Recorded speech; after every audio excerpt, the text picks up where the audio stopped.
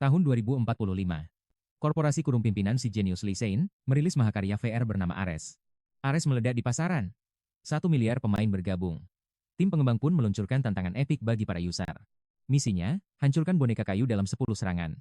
Hadiahnya, kapsul game legendaris yang sangat langka dan mahal. Bernilai 50 juta won plus bonus status permanen. Setahun berlalu, tak ada satupun yang mampu menaklukkannya. Pusat layanan pelanggan mulai panik. Mereka takut dianggap menipu karena memberikan tantangan yang mustahil diselesaikan pemain. Saat manajer humas nyaris menyerah dan mengundurkan diri, seorang pemain misterius protagonis kita akhirnya maju menantang maut. Tak ada yang peduli. Hingga pedangnya berkelebat. Satu serangan kritikal telak langsung membelah boneka kayu itu. Dunia gempar. Dialah orang pertama yang berhasil. Pemimpin tim segera memerintahkan penyelidikan menyeluruh atas identitas rahasianya. Ternyata dia hanya menggunakan senjata tingkat epik biasa. Fakta ini justru membuat pihak pengembang semakin terobsesi padanya. Mundur sejenak. Sang tokoh utama, Kim Hyun-woo, baru saja terbangun dari mimpi buruk tentang ayahnya yang terpanggang. Di lobi rumah sakit, ia menemui sahabatnya, Ji-hun. Hyun-woo selalu memakai masker untuk menyembunyikan wajahnya dari dunia. Ji-hun mencoba mencairkan suasana dengan gurauan. Namun, Hyun-woo yang nguak langsung membuka maskernya dengan tatapan tajam. Luka bakar mengerikan terpampang nyata. Menyadari suasana memanas, Ji-hun segera mengalihkan pembicaraan ke topik utama yang mendesak. Kau tahu game Ares? Tanya Ji-hun. Tapi bagi Hyun-woo, nama itu terdengar asing dan sama sekali tak berarti. Ji-hun menjelaskan fenomena Ares, termasuk adanya event khusus yang hanya diperuntukkan bagi para pemain pemula saja. Ia menekankan bahwa petarung terkuat sekalipun telah gagal total. Rekor 0% keberhasilan masih bertahan hingga kini. Hadiah yang ditawarkan sangat menggiurkan. Ji-hun mendesak Hyun-woo untuk mengambil kesempatan emas ini demi masa depan mereka. Hyun-woo ragu. Jutaan orang sudah jatuh tersungkur. Lantas apa yang membuat mereka berpikir bisa berhasil kali ini? Ji-hun sadar ini sulit. Tapi baginya, kata mustahil hanya berlaku bagi mereka yang tidak punya keberanian mencoba. Kita punya peluang jika kau mau bekerja sama, tegas Ji-hun. Namun, Hyun-woo masih tenggelam dalam kebingungan yang mendalam. Ji-hun memamerkan kapsul game seharga 10 juta won yang baru dibelinya. Sebuah pertaruhan besar demi sebuah ambisi. Hyun-woo terbelalak. Bagaimana mungkin temannya menghamburkan uang sebanyak itu hanya untuk sebuah permainan virtual yang mahal? Bagi Ji-hun, ini adalah investasi. Jika misi ini berhasil, kekayaan dan kejayaan akan segera berada di genggaman. Di dunia Ares, mata uang digital bisa ditukar uang tunai. Inilah alasan mengapa semua orang menggila karenanya. Bosan menjelaskan panjang lebar, Ji-hun langsung menyuruh Hyun-woo masuk ke dalam kapsul dan memulai petualangan barunya sekarang. Tak seantusias temannya, Hyun-woo justru curiga. Dari mana Ji-hun bisa mendapatkan uang sebanyak itu untuk membeli kapsul? Lupakan soal itu, seru Ji-hun. Fokuslah pada hadiah fantastis yang menanti kita jika kau berhasil memenangkan tantangan. Hyun-woo tetap skeptis. Tak ada jaminan apapun bahwa mereka akan mendapatkan hasil dari perjudian konyol ini. Ji-hun tetap bersikeras. Ini bukan sekadar main-main, melainkan satu-satunya jalan keluar yang tersisa bagi kondisi finansial mereka. Ia mengungkap rahasia besar. Di Ares ada kelas pandai besi. Sebuah profesi unik yang sangat Ji-hun unggul-unggulkan. Hyun-woo tersentak. Dia adalah putra tunggal pandai besi legendaris. Akhirnya, ia paham apa rencana gila sahabatnya itu. Hyun-woo membuka topinya, memperlihatkan sisa-sisa tragedi masa lalu yang telah menghancurkan hidup dan impiannya selama ini. Wajah dan kepalanya dipenuhi jaringan parut. Lihat aku Ji-hun. Aku bukan lagi orang yang bisa memegang palu. Dulu, bengkel ayahnya terbakar hebat. Hyun-woo menerjang kobaran api demi menyelamatkan sang ayah, namun ia membayar mahal. Ayahnya selamat namun koma. Demi biaya rumah sakit, Hyun-woo terpaksa membanting tulang melakukan pekerjaan kasar apapun. Suatu hari di tempat kerja, mandornya memerintahkan Hyun-woo untuk memalu paku. Tugas sederhana yang seharusnya sangat mudah. Selama 10 tahun, palu adalah bagian dari jiwanya. Tak ada satupun paku yang meleset dari pukulannya. Namun saat itu, tangannya gemetar. Kekuatan yang dulu ia banggakan telah sirna, meninggalkan lengan yang terasa mati. Ia merasa sudah cacat. Baginya, dunia pandai besi hanyalah kenangan pahit yang tak ingin ia sentuh kembali. Hyun-woo berbalik pergi. Ia menyuruh Ji-hun mengembalikan kapsul itu sebelum uang 10 juta won terbuang sia-sia saja. Dasar bodoh! Teriak Ji-hun menghentikan langkahnya tepat di depan pintu. Amarah dan kepedulian bercampur dalam suaranya. Ji-hun mengingatkan betapa kerasnya Hyun-woo bekerja demi biaya medis ayahnya yang kian membengkak setiap harinya sekarang. Pekerjaan kasar tak akan cukup. Hanya melalui game Ares inilah, peluang untuk menyembuhkan ayahnya benar-benar terbuka lebar. Ji-hun memprovokasi harga dirinya. Coba sekali saja. Jika kau tetap membencinya, pergilah dan aku akan menanggung biayanya. Di tempat kerja, kata-kata Ji-hun terus menghantui. Suara denting logam di kejauhan memicu kembali kerinduan yang terkubur. Akhirnya, rasa penasaran membawanya ke hadapan kapsul itu. Ia masuk ke dunia virtual, menggunakan nama aslinya. Keajaiban terjadi. Sistem memindah tubuhnya dan menciptakan karakter sempurna tanpa satupun luka bakar. Hyun-woo terpaku melihat kulitnya yang mulus. Saat mengepalkan tangan, kekuatan dahsyat yang dulu hilang kini telah kembali. Dengan senyum penuh tekad, ia bersumpah akan membayar semua hutang budinya pada Ji-hun melalui dunia virtual ini. Permainan melemparnya ke wilayah Ban, zona pemula yang sunyi. Langkahnya terhenti saat melihat bengkel pandai besi milik Ren.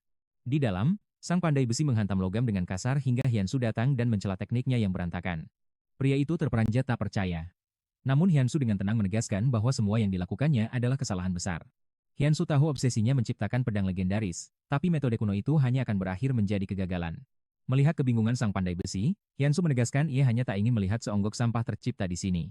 Tersinggung, sang pandai besi menantang si orang asing ini dan menyodorkan palu godamnya untuk membuktikan kata-katanya. Mata tajamnya mengawasi setiap gerak-gerik Hyunsu. Padahal, awalnya Hyunsu hanya ingin meminjam tungku dengan cara yang sopan. Tapi kesempatan ini jauh lebih menarik. Hyunsu pun menerima tantangan itu dengan sebuah syarat yang tak terduga. Saat ditanya, Hyunsu menyatakan bahwa pedang yang ia ciptakan nanti akan menjadi hak miliknya sepenuhnya. Sebagai gantinya, ia akan menunjukkan teknik tempa sejati. Terpukau oleh kepercayaan dirinya, sang pandai besi pun setuju. Namun peringatan keras diberikan. Jika pedang itu berakhir sampah, Hyunsu harus menanggung konsekuensi yang sangat berat. Tanpa ragu ia mengiyakan. Berdiri di depan tungku yang membara, Hyunsu teringat sudah 3 tahun jemarinya tak menari. Meski begitu, api gairah di jiwanya belum padam. Ia mengangkat palu dan mulai menghujam logam dengan kekuatan penuh. Setiap dentuman membangkitkan instingnya yang sempat tumpul. Sensasi hidup yang telah lama hilang kini kembali berkobar. Dengan antusiasme yang meluap-luap, ia terus memacu ritme tempaan, mengubah logam panas menjadi sebuah karya seni. Sang pandai besi tetap skeptis. Baginya, mustahil seorang pengembara tak dikenal memiliki kemampuan sihir dalam menempa. Tapi keraguan itu mulai terkikis saat melihat keanggunan gerakan Hyunsu yang jelas merupakan hasil latihan bertahun-tahun. Walau tekniknya tampak tak lazim, senyum kepuasan di wajah Hyunsu menunjukkan bahwa ia sangat menikmati proses ini. Tetap saja, sang pandai besi merasa ini hanya bualan. Ia mulai menyesal telah membuang waktunya yang berharga. Tiba-tiba, Hyunsu melakukan teknik tingkat tinggi, melipat, menyatukan, dan memurnikan baja dengan presisi yang sangat sempurna. Kotoran logam pun lenyap seketika. Sang pandai besi terpaku, tak menyangka teknik sesederhana itu bisa begitu mematikan. Masih tak percaya, ia menggunakan skill penilaian.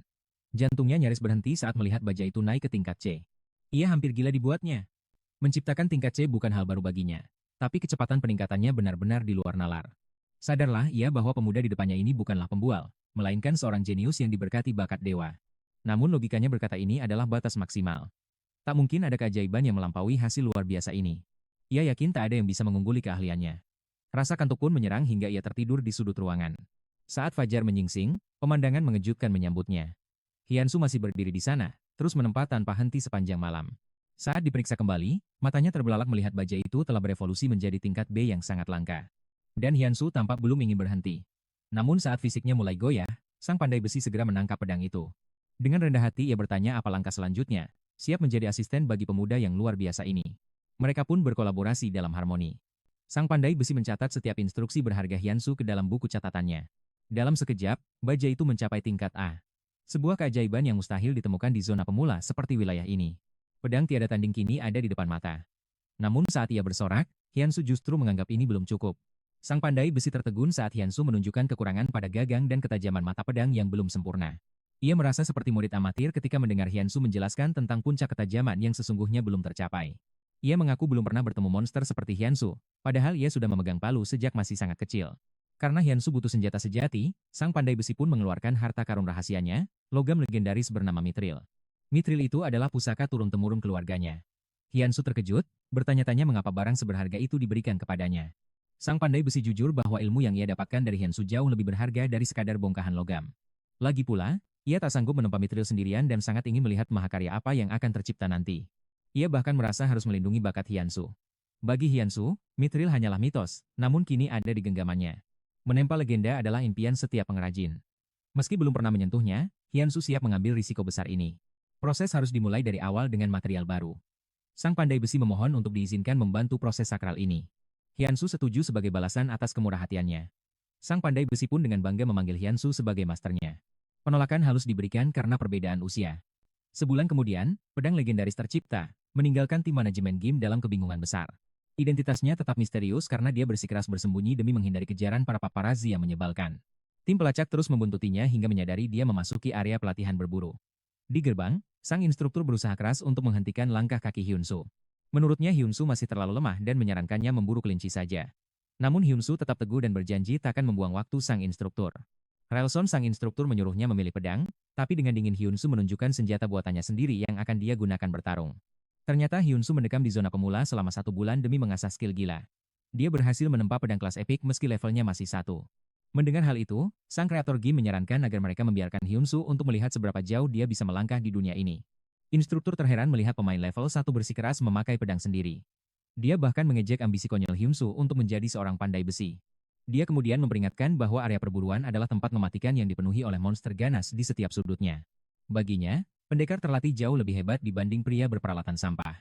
Hubungan mereka pun memburuk karena sang instruktur mulai membenci keangkuhan Hyunsu. Hyunsu sama sekali tidak terkejut, karena di dunia nyata pun dia sering menerima perlakuan rendah yang serupa. Tiba-tiba Hyunsu menantang Relson untuk memberinya rute tersulit. Dia bertekad melampaui pencapaian para pendekar pedang terbaik yang pernah ada di sana.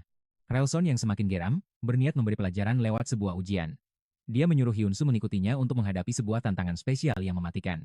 Relson membawanya ke kandang goblin dan memastikan kesungguhan hati Hyunsu. Tanpa ragu sedikit pun, Hyunsu mengiyakan tantangan berbahaya tersebut. Dengan nada penuh amarah, Relson mengancam akan melarang Hyunsu menginjakan kaki di area ini selama 1 minggu jika dia gagal. Namun Hyunsu justru memancing emosi dengan meremehkan tahap ketiga. Dia berencana menyapu bersih semua tahap sekaligus dalam satu waktu saja. Ledakan amarah Relson tak terbendung lagi. Tanpa ragu, dia membuka gerbang tahap 4 di mana seekor Mad Goblin level 15 menunggu. Faktanya, hanya segelintir orang yang sanggup melewati tahap ketiga, dan belum ada satu jiwa pun yang berhasil menaklukkan tahap keempat. Kini Hyunsu berhadapan dengan monster-monster mengerikan. Dia tetap tenang meski mereka menerjang, sambil membidik celah sempit dengan senjata andalannya itu. Saat Goblin itu melompat, Hyunsu menebasnya dalam satu serangan telak. Dia yakin tak ada senjata di wilayah ini yang mampu menandingi pedangnya. Satu Goblin tumbang, namun monster lainnya berhasil mendaratkan serangan kritikal tepat ke ulu hati Hyunsu yang membuatnya tersentak hebat. Hyunsu berlutut menahan sakit, membuat instruktur bersiap mengejaknya. Namun secara mengejutkan, Hyunsu sanggup bertahan dan meredam rasa sakit luar biasa itu. Ketahanan dan stamina tinggi ini adalah hasil kerja kerasnya menempa pedang selama sebulan. Sayangnya, kelincahannya masih sangat rendah karena belum pernah dilatih. Di tengah perjuangannya melawan rasa sakit yang menderu, Mad Goblin kembali menerjang dengan kecepatan yang sangat mengerikan ke arahnya. Monster itu tanpa haus darah sambil mengayunkan senjata. Keadaan kian genting saat Hyunsu terkena efek status pusing yang mengacaukan seluruh penglihatannya. Meski pandangannya kabur, sang instruktur mulai terkesan dengan ketangguhan Hyunsu. Namun, dia tetap yakin bahwa ini akan menjadi akhir bagi sang pemain. Terkepung 2 goblin, Hyunsu tidak panik. Dia memusatkan seluruh fokusnya dan menaruh kepercayaan penuh pada pedang yang dia ciptakan dengan keringat sendiri. Menajamkan seluruh inderanya, tepat saat serangan monster itu hampir mengenainya, Hyunsu menebas mereka dengan sebuah serangan yang sangat presisi. Semua saksi mata, dari kreator hingga instruktur, terbelalak tak percaya. Senyum mulai tersungging di wajah Relson saat kekagumannya muncul secara tiba-tiba. Dia sadar Hyunsu memiliki bakat unik. Relson mengira dia belajar ilmu pedang, tapi Hyunsu menegaskan bahwa ini adalah prinsip teguh seorang pandai besi. Baginya, pandai besi sejati harus mampu menguasai senjata buatannya sendiri. Saat itulah Relson menyadari jiwa pengrajin yang luar biasa di dalam diri Hyunsu. Melihat bekas luka di lengannya, Relson tahu Hyunsu bukan orang sembarangan. Dia meminta maaf dan tingkat kesukaan sang instruktur pun langsung melonjak maksimal. Secara mengejutkan, Relson memberikan tawaran gila. Dia bertanya apakah Hyunsu bersedia mengemban gelar legendaris sebagai seorang Mad Lord yang agung. Tim manajemen nyaris gila mendengarnya. Mereka tak percaya Hyunsu ditawari kelas legendaris yang bahkan melampaui kelas Epic Mad Knight yang sangat langka. Ini adalah kesempatan emas yang luar biasa, namun begitu diterima, takkan ada jalan untuk kembali ke kehidupan sebelumnya. Mad Lord adalah pemimpin ratusan Mad Knight yang diagungkan sebagai pelindung dunia game. Relson menunggu jawaban Hyunsu dengan penuh harap dan antusiasme. Di luar dugaan, Hyunsu menolak. Dia menegaskan bahwa dirinya adalah pandai besi, bukan ksatria. Para pengawas di balik layar tersenyum mendengar jawaban, tegasnya. Jawaban itu bahkan membuat sang instruktur merasa bangga. Padahal awalnya, Hyunsu sempat mengira masa depannya sebagai pandai besi telah berakhir selamanya. Namun game ini memberinya harapan baru. Relson kemudian menyerahkan sebuah surat rekomendasi penting untuk perjalanan masa depan sang pandai besi tersebut. Dia menyuruhnya menuju kastil penguasa untuk menemui sosok penting. Sebagai hadiah penaklukan tahap 4, Relson memberikan sebuah baju zirah tua yang berkarat. Zirah ini adalah peninggalan Mad Lord terdahulu. Meski terlihat usang, Relson percaya tangan dingin Hyunsu mampu membangkitkan kembali kejayaan perlengkapan tempur tersebut. Relson menyemangati Hyunsu agar terus menaklukkan kemustahilan lainnya, karena hanya dialah satu-satunya orang yang sanggup melakukan keajaiban seperti itu. Tim manajemen lega Hyunsu tidak menyia-nyiakan potensinya. Ternyata, ada sebuah kelas tertinggi yang dikenal sebagai Dewa Pandai Besi di masa depan. Itulah puncak kasta tertinggi bagi para pengrajin, dan mereka bersyukur Hyunsu masih tetap berada di jalur yang benar untuk mencapainya. Usai menaklukkan area latihan, Hyunsu akhirnya melangkah menuju desa untuk memulai petualangan epik yang sesungguhnya di dalam dunia game ini. Sebelum lanjut, dia melakukan lockout untuk urusan dunia nyata. Meski lega mulai terbiasa bermain, saldo tabungannya justru terus menipis dengan mengkhawatirkan. Pikirannya terbebani oleh tagihan rumah sakit sang ayah dan biaya hidup yang terus menghimpit. Ji-hoon menelepon untuk memastikan apakah area pelatihan sudah tuntas di tengah kesibukan kerja Hyunwoo. Hyunwoo mengonfirmasi keberhasilannya mencapai desa wilayah setelah menyelesaikan quest, membuat Ji-hoon bernapas lega. Ji-hoon menyarankan Hyunwoo mengunjungi rumah lelang untuk mendapatkan perlengkapan tempur yang sangat krusial. 10 koin emas setara 10.000 won, membuat game ini menjadi ladang uang nyata. Ji-hoon mengakui bahwa potensi pedang luar biasa inilah alasannya menarik Hyunwoo ke dunia ini. Akhirnya mereka memiliki peluang emas untuk merajai pasar dengan menjual pedang-pedang kualitas terbaik. Setelah berterima kasih pada temannya, Hyunwoo langsung melahap tumpukan makanan demi memulihkan stamina. Stamina itu sangat dibutuhkan untuk menempa banyak item sebelum ia kembali login ke game. Saat mengakses toko lelang, ia menamai tokonya Hyun Forge dan tiba-tiba berada di langit. Di Forge of Power ini, sistem memberinya kemampuan mengakses papan lelang dari mana saja. Selain Lightbringer, ia hanya memiliki satu pedang uji coba dengan harga pasar yang mengejutkan.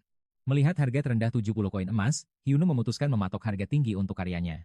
Mengikuti saran Ji-hoon, ia melempar pedang itu ke pasar dengan harga 100 koin emas. Pedang pertama resmi dipasarkan, membuat para pemain tercengang melihat kualitas statistik yang luar biasa. Persaingan harga mulai memanas hingga kabar tentang pedang hebat itu mencapai Guild Golden Shield. Fitur penguatan pada pedang itu memicu minat, meski wakil ketua guild awalnya tampak meremehkan.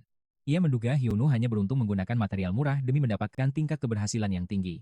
Namun, taktik pemberian nama pedang itu dianggap cerdas untuk meningkatkan reputasi guild mereka nantinya. Tanpa membuang waktu, Blam dari guild tersebut langsung bergerak cepat dan membeli pedang legendaris itu. Di tengah kecemasan Hyunwoo, sebuah notifikasi mengejutkan muncul menyatakan bahwa pedangnya telah laku terjual. Hyunwoo ternganga melihat log transaksi, pedangnya terjual dengan harga fantastis melebihi 1.000 koin emas. 1.000 koin emas berarti 1 juta won. Hyunwoo benar-benar baru saja memenangkan jackpot besar. Ternyata Guild Golden Shield yang membelinya, dan tak lama kemudian sebuah pesan dari Blam masuk. Blam menawarkan kontrak resmi karena sangat tertarik pada bakat tempa luar biasa yang dimiliki Hyunwoo. Sebagai guild pandai besi dengan 780.000 pengikut, pengaruh mereka sangatlah masif. Meski baru memiliki 82 pengikut, berbagai guild besar mulai membanjiri Hyunwoo dengan tawaran. Di dunia ini, posisi pandai besi kompeten jauh lebih dihormati daripada di dunia nyata. Hyunwoo menolak semua tawaran tersebut karena merasa kemampuan aslinya belum bangkit sepenuhnya sekarang ini. Demi kemajuan karirnya, ia mendatangi manor penguasa saat Lord Barnes sedang berusaha memulihkan pusaka. Namun, bawahannya bersikeras bahwa hanya ahli sombong dari ibu kota yang sanggup memperbaikinya kembali. Lord Barnes terjebak dilema karena ia tidak bisa meninggalkan wilayahnya hanya untuk pergi ke sana. Pusaka rusak itu adalah busur berharga ayahnya, sementara si penipu Bell mulai melancarkan aksi liciknya. Menyamar sebagai pandai besi selama seminggu, Bell berusaha menjerat kepercayaan sang Lord dengan janji palsu. Rencana Bell untuk membawa lari busur itu ke ibu kota seketika hancur saat Hyunwoo muncul. Hyunwoo mengklaim bisa memperbaiki busur rusak itu di sini, membuat Barnes benar-benar tersentak tak percaya. Rasa penasaran Barnes memuncak saat pengawal mengungkap adanya surat rekomendasi pribadi dari sosok hebat Relson. Terkejut dengan rekomendasi itu, Barnes menuntut Hyunwoo untuk segera membuktikan kemampuan tempa yang ia miliki. Status Hyunwoo yang masih level 1 dan pengangguran membuat Bell tertawa sambil melontarkan hinaan kasar. Bell menyebutnya sampah karena teknik restorasi tingkat tinggi hanya bisa dikuasai oleh pemain level 80. Saat Bell mengamuk, Hyunwoo dengan tenang membalas bahwa si penipu itu telah melakukan kesalahan fatal. Itu adalah busur tanduk, bukan busur lengkung. Penjelasan cerdas Hyunwoo membuat Barnes mulai mendengarkan serius. Hyunwoo mengungkap sejarah busur tersebut yang merupakan pemberian dari orang asing kepada ayah sang Lord. Barnes mulai kehilangan kesabaran dan tidak ingin mendengar ceramah orang asing tentang pusaka keramat keluarganya. Hyunwoo akhirnya menegaskan bahwa meski berasal dari orang luar, busur itu sebenarnya ditempa di wilayah ini. Saat melangkah masuk, tatapan Hyunwoo terpaku pada lukisan kerbau kuno yang menghiasi dinding aula itu. Di dunianya, tanduk kerbau adalah material langka, namun ia merasakan aura ganjil menyelimuti busur pusaka tersebut. Bukannya tali sapi biasa, busur ini menggunakan serat paus. Hyunwoo pun langsung menuntut penjelasan dari sang penguasa. Sang Lord membenarkan, mengungkap bahwa pengembara misterius itu adalah sahabat ayahnya sekaligus seorang pandai besi. Lukisan itu menggambarkan migrasi kerbau sakral. Di wilayah ini, tanduk kerbau dan serat paus adalah sumber daya legendaris. Barnes menjelaskan bahwa sang pandai besi menempa busur itu menggunakan material paling murni yang pernah ada. Barnes terkesima. Ketajaman mata Hyunwoo melampaui kemampuan yang bahkan gagal dilihat pandai besi level 100 sekalipun. Harga diri Bell hancur seketika saat sang Lord mulai menghujani Hyunwoo dengan berbagai pujian setinggi langit. Sang Lord tak ingin pusaka keluarganya hancur sia-sia dan telah lama mencari sosok jenius untuk memperbaikinya. Karena terpukau dengan kehebatan Hyunwoo, sang Lord akhirnya memberikan tugas suci untuk merestorasi busur keramat itu. Imbalannya sangat menggiurkan. 500 koin emas akan menjadi miliknya jika busur itu berhasil hidup kembali. Barnes kemudian mengusir Bell dengan dingin, sembari berkata hanya akan memanggilnya jika benar-benar membutuhkan jasanya. Bell pergi dengan amarah membara dan bersumpah akan membalas dendam pada Hyunwoo karena telah menghancurkan rencananya. Setelah suasana tenang, Barnes bertanya dengan penuh harap tentang langkah-langkah yang diperlukan untuk memperbaiki busur itu. Hyunu mengungkap rahasianya, dibutuhkan tanduk kerbau, urat paus, serta kombinasi kayu ek, mulberry, dan bambu pilihan. Setelah semua bahan teridentifikasi, metode restorasi rahasia untuk busur itu pun akhirnya terbuka bagi Hyunu. Sistem memberi peringatan. Jika tingkat kesuksesan di bawah 70%, material berharga itu akan hancur lebur. Sentuhan jemarinya membangkitkan memori indah saat ia dan mendiang ayahnya menempa busur bersama penuh kasih sayang. Air mata pun menetes, tak mampu membendung arus kenangan manis yang tiba-tiba menyesakkan dadanya. Tiba-tiba, tingkat sinkronisasi pada kapsul gamenya melonjak drastis hingga mencapai 99,9%. Hyunu bersyukur karena teknik tempa warisan ayahnya kini menjadi kunci utama untuk menyelesaikan mahakarya ini. Tepat saat restorasi akan dimulai, Barnes muncul dan menawarkan diri untuk membantu proses penempaan yang melelahkan itu. Tanpa terasa seharian telah berlalu. Barnes mulai merasakan tenaga di lengannya memudar dan tubuhnya kian melemah. Namun sebaliknya, Hyunu justru tampak makin bertenaga dan penuh keceriaan saat tangannya menari di atas busur. Barnes sempat ingin menyerah untuk beristirahat, namun Hyunu dengan tegas mengingatkan bahwa tak ada waktu luang. Ia mengingatkan Barnes bahwa alasan ia membantu adalah demi membangkitkan kembali pusaka keluarganya dengan tangan sendiri. Barnes tersadar, dan mengakui bahwa busur itu adalah satu-satunya benda yang menyimpan memori berharga tentang ayahnya. Barnes kemudian menyadari betapa Hyunu sangat menikmati pekerjaannya, dan sang pemuda jenius itu pun membenarkannya. Baginya, menempa busur adalah cara menghidupkan kenangan terindah. Keduanya pun kembali bekerja dalam harmoni yang sempurna. Tak terasa, 20 hari lebih telah berlalu. Akhirnya, mereka sampai pada hari penentuan yang sangat mendebarkan. Restorasi busur tanduk Marksman selesai sempurna. Sistem segera menampilkan statistik luar biasa yang jauh melampaui ekspektasi. Ternyata hasilnya jauh lebih murni dari versi aslinya. Seolah sang penggemar misterius kembali memberikan keajaiban baru. Barnes sangat yakin ayahnya akan merasa bangga. Dengan penuh rasa haru, mereka membawa busur itu keluar. Hyunu meminta Barnes menguji busur tersebut untuk memastikan apakah rasanya masih sama seperti yang ia ingat. Saat dilepaskan, busur itu memuntahkan aura dahsyat yang menghancurkan target sasaran hingga menjadi abu seketika. Barnes bergumam bahwa rasanya tak lagi sama. Hyunu sempat panik, mengira ucapannya itu bermakna sebuah kegagalan. Namun, senyum lebar Barnes segera mengembang. Ia berseru bahwa busur ini terasa jauh lebih hebat dari sebelumnya. Dengan kesuksesan ini, Hyunu menyelesaikan quest dengan hasil yang melampaui batas 100% kesempurnaan sistem. Keintiman dengan Barnes pun mencapai level maksimal. Hyunu merasa sangat lega karena segalanya berakhir dengan indah. Barnes sangat berterima kasih dan meningkatkan hadiahnya menjadi 2.000 koin emas yang sangat melimpah. Hyunu juga diberikan akses gratis ke ruang tempa. Ia terpana melihat nilai konversi koin itu ke uang nyata. Barnes kemudian menawarkan untuk mengajarkan teknik rahasia seni pedang miliknya sebagai bentuk apresiasi tertinggi bagi Hyunu. Setelah tuntas berlatih, Hyunu bersiap pergi dan segera melelang busur-busur kelas langka hasil tempaan tangannya sendiri. Ia menamainya busur kedua Hyunu. Guildmaster Rune yang melihatnya langsung menyadari betapa mengerikannya kualitas senjata tersebut. Rune menduga Hyunu adalah pemilik gelar pandai besi legendaris, setara dengan Smith sang pandai besi nomor 1. Penawaran terakhir meledak. Busur itu laku 2.000 koin emas lebih, membuat Hyunu benar-benar syok. Ia tak menyangka ada yang sudi membayar gila-gilaan demi sebuah busur. Tak hanya itu, pengikutnya kini menembus 3.000 orang.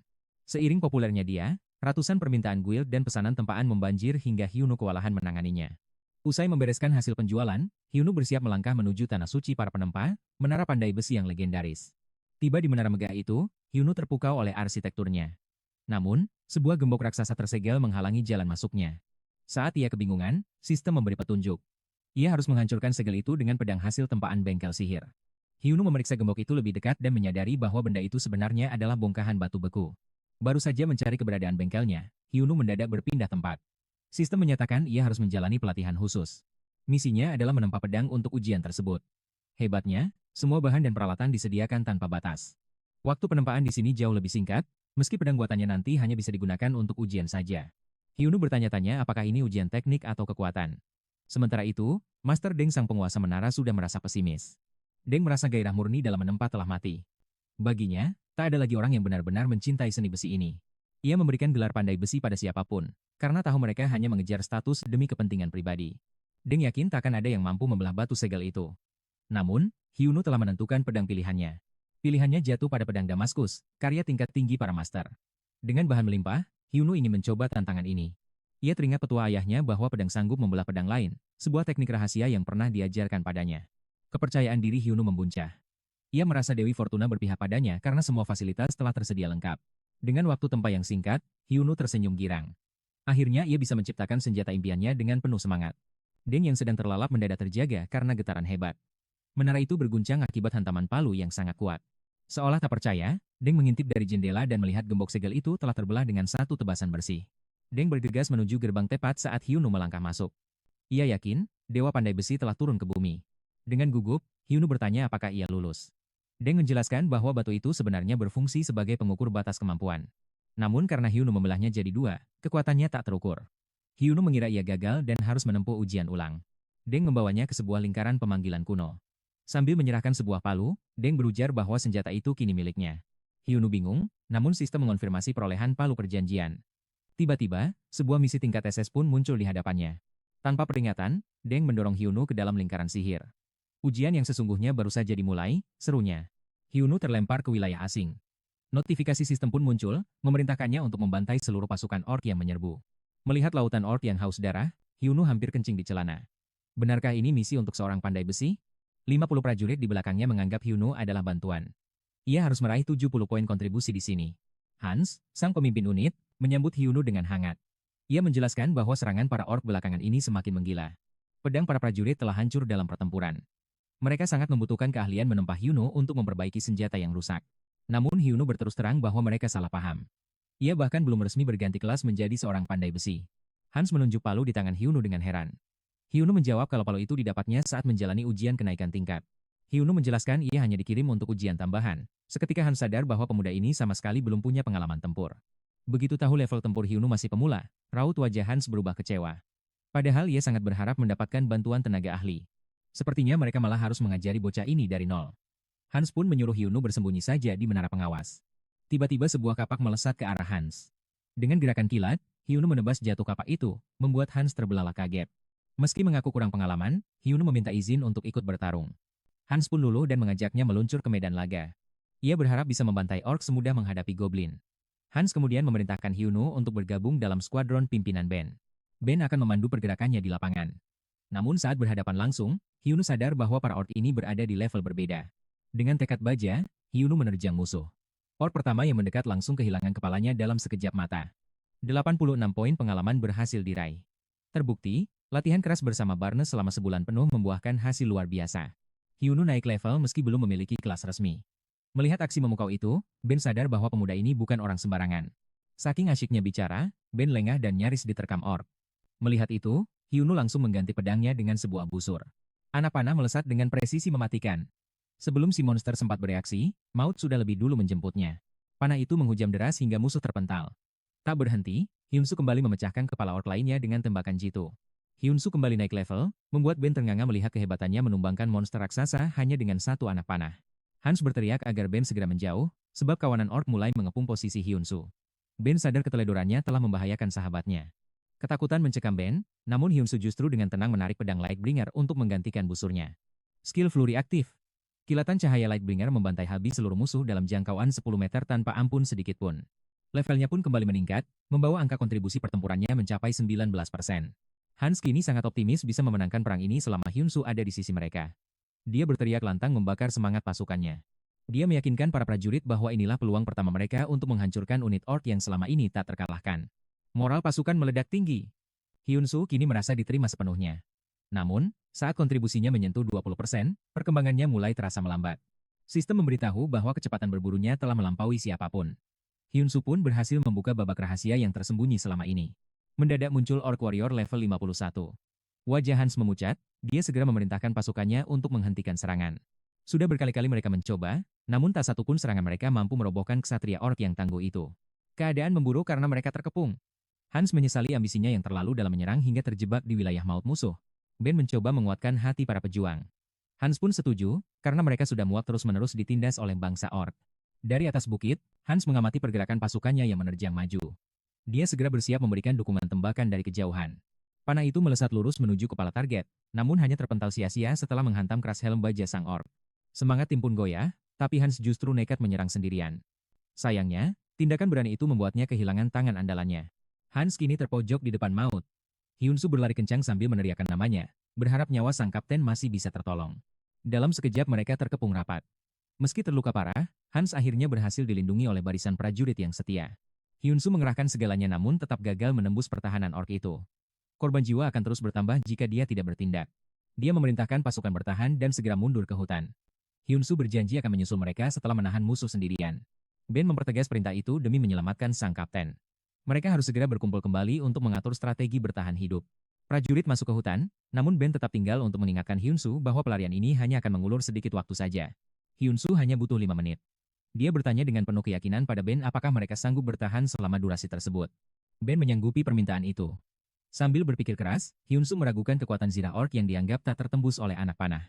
Hyunsu kemudian mengeluarkan palu Deng. Sebuah pusaka tingkat epik yang luar biasa. Palu itu mampu mempercepat proses penempaan. Di tengah dentingan senjata rekan-rekannya, Hyunsu sibuk merancang sesuatu yang mematikan. Meski letih, Ben dan timnya berjuang mati-matian. Walau tubuhnya bersimbah darah, Ben terus memaksakan dirinya untuk tetap berdiri tegak. Harapan mereka hanyalah 5 menit. Namun tiba-tiba, Ben sudah berada di hadapan ksatria orc yang siap mencabut nyawanya. Satu serangan kuat melesat deras. Proyektil itu menghancurkan zirah sang orc warrior hingga menembus jantungnya dengan kekuatan penghancur tinggi. Darah segar memuncrat, menyisakan Ben yang terpaku. Di kejauhan, Hyunsu berdiri dengan aura kepemimpinan yang menyelimuti seluruh tubuhnya. Hyunsu kembali melepaskan proyektil mautnya. Kali ini kepala sang monster hancur berantakan hingga tubuh raksasanya ambruk ke tanah. Ben benar-benar ternganga. Setelah melihat lebih dekat, barulah dia sadar bahwa Hyunsu telah memodifikasi busurnya dengan item misterius. Itulah Swift Arrow, panah pendek yang memiliki penetrasi 70%. Kecepatan gila ini mampu menembus pertahanan apapun. Kekuatan destruktifnya sanggup menghancurkan batu sekalipun. Semua itu berkat inovasi pipa bambu jenius yang diciptakan langsung oleh Hyunsu. Serangan belum berakhir. Melihat sang orc warrior mencoba bangkit, para prajurit pun kembali bersemangat demi memberi Hyunsu waktu tambahan. Hyunsu membidik dengan tenang. Dia yakin kekuatan tembus panahnya kini setara dengan ledakan peluru musket yang sangat mematikan. Anak panah terakhir melesat tajam, menebas leher sang orc warrior hingga tewas seketika. Pertarungan berdarah itu pun berakhir. Notifikasi kemenangan pun muncul. Hyunsu dibanjiri pesan kenaikan level berkat keberhasilannya menumbangkan monster setingkat ksatria tersebut. Gelar Orc Slayer kini resmi dia dapatkan. Kekuatan serangannya meningkat 15%, membuat seluruh bangsa orc gemetar ketakutan padanya. Orc warrior lainnya merasakan kengerian yang luar biasa. Dia langsung membuang senjatanya dan lari terbirit-birit demi menyelamatkan diri. Namun Hyunsu tak memberi ampun. Ba iblis haus darah, dia mengejar dan melepaskan panah maut ke arah monster yang ketakutan itu. Kepala orc itu terlepas seketika. Di tengah tumpukan mayat, Hyunsu akhirnya berhasil menyelesaikan misi penaklukan pasukan orc yang mustahil. Tingkat kontribusinya meroket hingga 92%. Sistem pun memberikan apresiasi atas hasil luar biasa yang telah dicapainya. Sorak kemenangan menggema di medan perang. Kini seluruh unit penaklukan menaruh kepercayaan mutlak pada Komando Hyunsu sang pahlawan baru. Sang pemimpin medan tempur mendapatkan sebuah kepingan tersembunyi. Efek spesial ini memberinya tambahan 10 poin harisma secara permanen. Ben memapa Hans mendekati Hyanu dengan penuh haru. Hans berterima kasih karena tak pernah menyangka monster orc bisa takluk di tangan mereka. Hans menepuk dadanya dengan tangan yang tersisa sebagai penghormatan tertinggi. Para prajurit mengikuti, dan Hyanu membalasnya dengan sikap satria sejati. Sambil berterima kasih, Hyanu menyelesaikan ujiannya. Ia menghela napas lega, menatap senja sebelum akhirnya bersiap kembali menuju menara pandai besi. Namun perjalanan pulang takkan mudah. Ternyata, Dewan Pandai Besi di bawah pimpinan Deng sedang mencari sosok jenius yang layak. Mereka mencari pewaris pedang legendaris. Sayangnya, banyak pandai besi masa kini lebih memuja koin emas daripada mengejar kesempurnaan karya. Meski begitu, ramalan kuno tetap dipercaya. Sosok titisan Dewa Pandai Besi akan muncul untuk membawa kejayaan kembali pada klan mereka. Deng yakin telah menemukan orang itu. Tanpa membuang waktu, ia memanggil seluruh Lord Pandai Besi untuk berkumpul di menara pusat. Coulson, sang penguasa menara busur, menentang keras ide Deng. Ia tak rela pedang suci itu jatuh ke tangan orang asing. Deng dengan tenang, menjelaskan bahwa Hyanu telah melampaui semua syarat mustahil yang mereka tetapkan untuk mendapatkan pedang tersebut. Hebatnya lagi, meski belum memilih profesi, Hyanu mampu memimpin pasukan dan membantai prajurit orc hanya bermodalkan keahlian pandai besinya. Para Lord tercengang. Mereka sulit mempercayai ada pemain tanpa kelas yang sanggup melakukan pencapaian semegah itu di medan perang. Deng menegaskan bahwa menurut ramalan, sang penerus Dewa Pandai Besi akan memiliki kekuatan yang melampaui logika siapapun. Deng yakin pedang itu akan memberi jawaban mutlak. Tepat saat itu, pelayan memberi kabar bahwa Hyanu telah tiba di aula utama. Deng memerintahkan Hyanu masuk. Saat pintu terbuka, Deng mengumumkan bahwa Hyanu berhak menginjakan kaki di tempat suci para pandai besi. Tak hanya itu, ia juga mendapat kesempatan langka untuk menantang pedang ramalan yang ditinggalkan oleh sang Dewa Pandai Besi. Begitu tangannya menyentuh pedang itu, kebenaran akan terungkap. Deng menjanjikan hadiah luar biasa jika Hyanu berhasil membuktikan jati dirinya. Hyanu berharap hadiahnya adalah kelas legendaris, mengingat ia baru saja menyelesaikan misi tingkat ganda es yang sangat sulit. Seorang Lord memuji kecepatannya membuat anak panah di saat kritis. Namun, ia tetap sinis dan menuduh anak panah itu hanyalah tiruan. Ia menganggap Hyanu hanya beruntung. Menurutnya, mustahil Hyanu berhasil jika tidak memiliki busur tingkat epik sejak awal petualangannya. Kebanyakan Lord meremehkannya. Mereka mendesak Hyanu segera mencabut pedang itu demi membuktikan apakah dia pahlawan sejati atau hanya penipu. Hyanu menyadari bahwa orang-orang di depannya adalah para master penguasa menara yang telah menciptakan berbagai peralatan tempur legendaris. Mereka adalah NPC tingkat tinggi dengan level mengerikan. Coulson sendiri adalah pandai besi hebat yang sudah mencapai level 365. Meski mengakui kehebatan mereka, Hyanu sama sekali tidak merasa rendah diri. Mentalitasnya sebagai pandai besi sejati tetap tak tergoyahkan. Ia penasaran bagaimana jadinya jika mereka bertarung tanpa gelar. Begitu Hyanu mendekat, pedang itu mengeluarkan aura dahsyat yang membuat semua orang gemetar. Pedang itu tiba-tiba berubah menjadi cahaya menyilaukan dan merasuk ke tubuh Hyanu. Hyanu yang kebingungan hanya bisa terdiam melihat pedang itu menghilang. Deng yang melihat itu langsung tertawa puas. Firasatnya benar. Ramalan kuno yang mereka tunggu selama ini akhirnya menjadi kenyataan. Selama ini mereka hanya terjebak dalam ritual kosong. Coulson meledak marah, ia menolak keras menerima Hyanu sebagai pewaris dewa yang baru. Notifikasi sistem muncul, menyelamati Hyanu sebagai pemilik kelas dewa pertama. Coulson mengamuk, tak percaya orang asing sampah mendapatkan anugerah setinggi itu. Tanpa basa-basi, sistem mempromosikan Hyanu menjadi dewa pandai besi.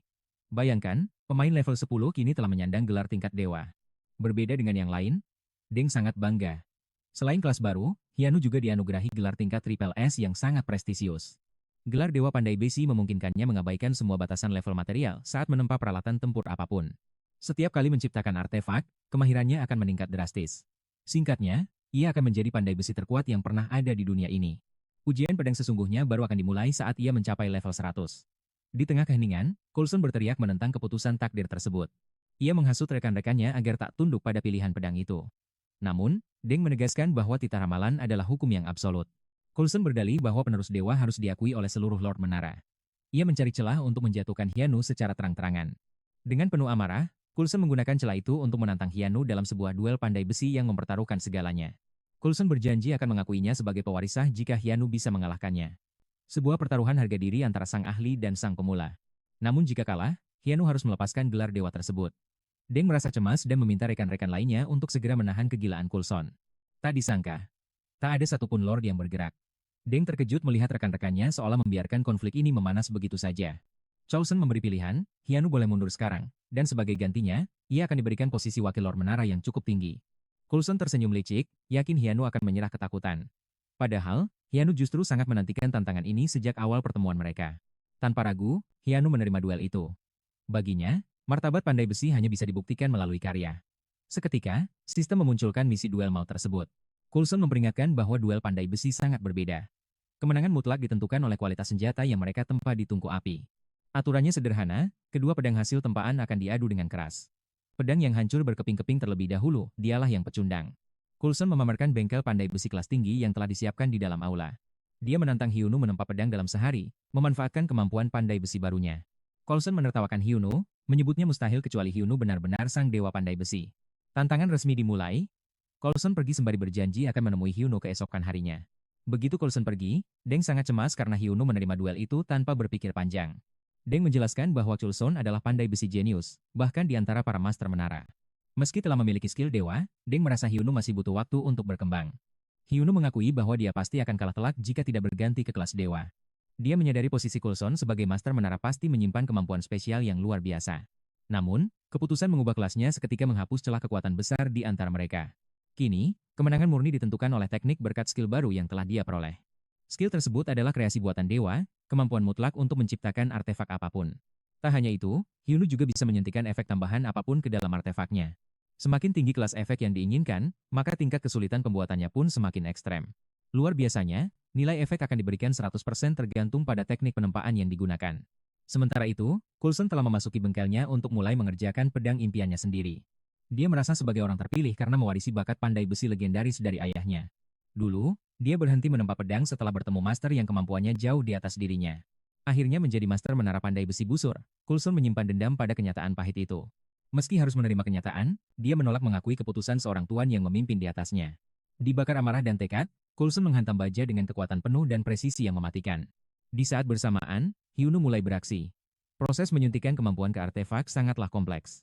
Mendapatkan satu hal berarti kehilangan yang lain, Deng menduga Hyunu harus memaksimalkan status kekuatannya.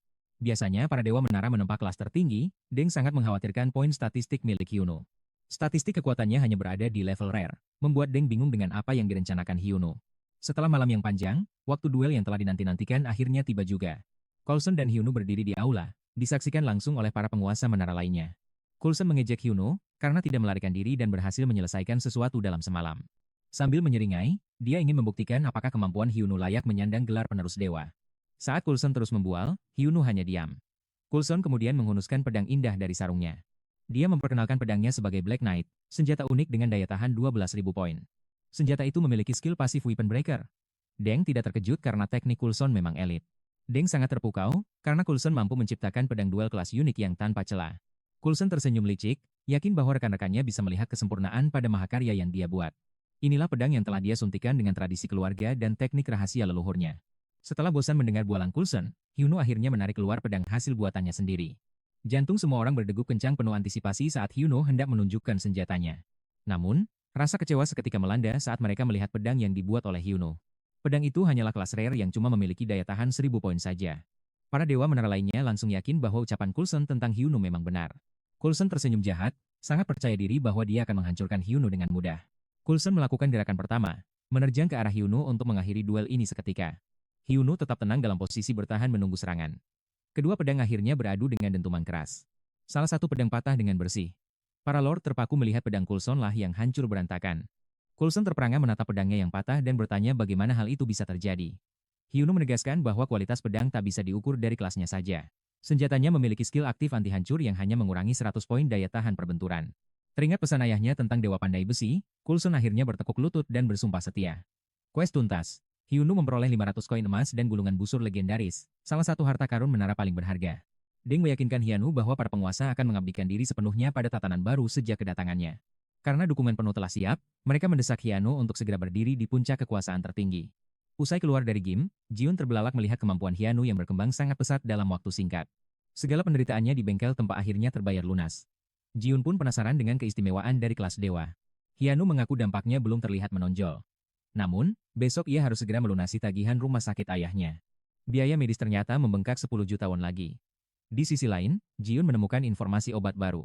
Berdasarkan data Jiun, harga obat itu mencapai 20 juta won dan tidak ditanggung oleh asuransi.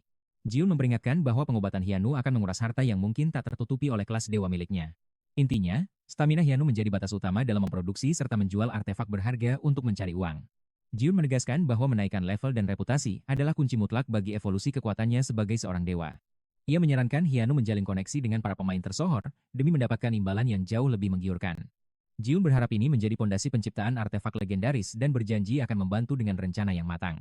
Di grup obrolan, para pemain gempar membicarakan sosok bernama Lord yang baru saja meraih kelas legendaris. Semua orang tercengang mengetahui Lord meraih pencapaian itu setelah berhasil menaklukkan Sang Raja Pedang, Barat. Hebatnya, ia hanya perlu mendaratkan satu serangan telak, sebuah prestasi yang mustahil dilakukan oleh pemain manapun. Hal ini memicu tanda tanya besar. Esoknya, Hyunwoo menyadari bahwa beban tagihan medis masih sangat menghimpitnya. Meski telah menghasilkan uang dari game, jumlahnya belum mencukupi. Hyunwoo pun kebingungan mencari cara menutup biayanya. Tiba-tiba, notifikasi muncul. Pedang kustom pertamanya terjual 53.000 koin emas kepada pemain bernama Lord. Datang di saat yang tepat, Hyunwoo bergegas menuju rumah sakit untuk segera melunasi seluruh biaya medis tersebut. Berkat uang yang datang di momen kritis, Hyunwoo sadar bahwa Aries adalah penyelamat hidup yang takkan ia tinggalkan. Lord mengirim pesan yang menyatakan bahwa ia berhasil lolos ujian barat berkat bantuan pedang buatan Hyunwoo.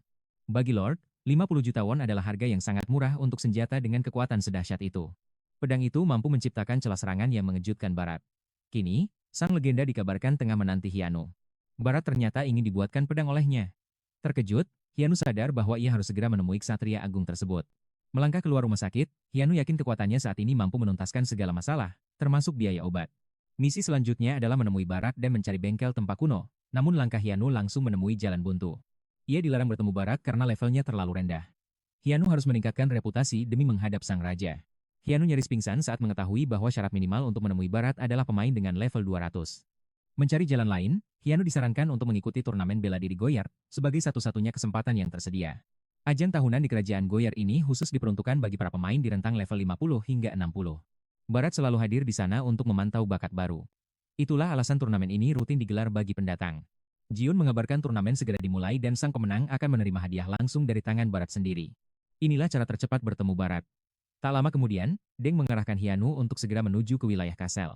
Di perbatasan Prime dan Goyard tersebut, perang melawan pasukan Undead meletus secara rutin dan membutuhkan keahlian Hyunwoo. Menurut Deng, Kassel adalah tempat terbaik untuk meningkatkan level. Hyunwoo pun berangkat dengan tekad yang membara. Setibanya di sana, ia bertemu Lander, ksatria level 26 yang tengah cemas menanti bala bantuan. Karena jumlah serbuan Undead melonjak drastis, Hyunwoo mulai menyelidiki penyebab di balik invasi yang tidak wajar ini. Lander menjelaskan bahwa pasukan Undead biasanya mudah dihalau selama lonceng suci Ramos masih bergema di wilayahnya. Kekuatan lonceng itulah yang menjaga pertahanan mereka selama ini. Hyanu pun menyadari bahwa ini adalah sistem event.